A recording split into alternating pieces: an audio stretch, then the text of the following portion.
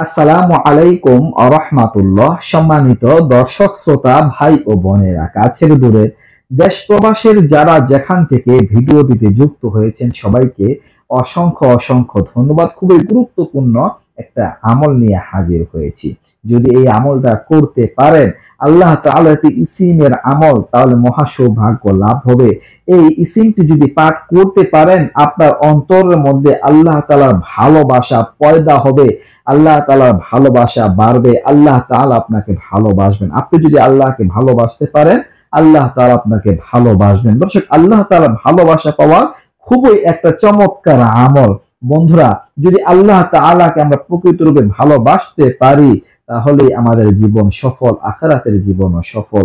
তো দর্শক, এইরকম একটা আমল আপনাদের আমি জানাবো। আল্লাহ তাআলার একটি সিফাতের নাম হচ্ছে আল কহ্হারু। হামজা লাম জবর আল, কফ হা জবর কহ, আল কহ, হা আলিফ জবর হা, আল কহ্হা, র পেশ রু, আল কহ্হারু।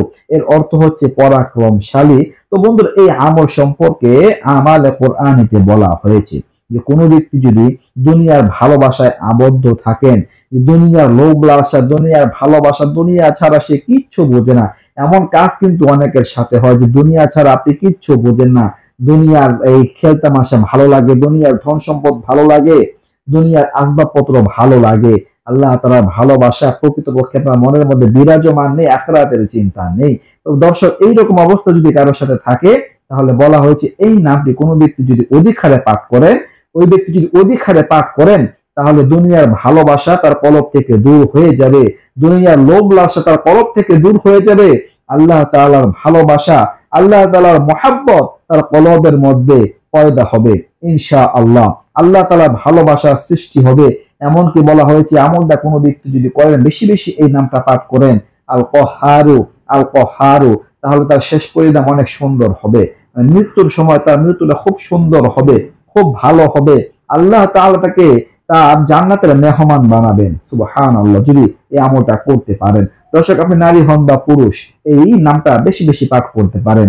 দিনে রাতে যখন আপনাদের সময় হয়, সুযোগ হয়, আল্লাহ তাআলা ভালোবাসা আপনার কলবে পয়দা হবে, আর আল্লাহ তাআলার জিকিরও আদায় হবে।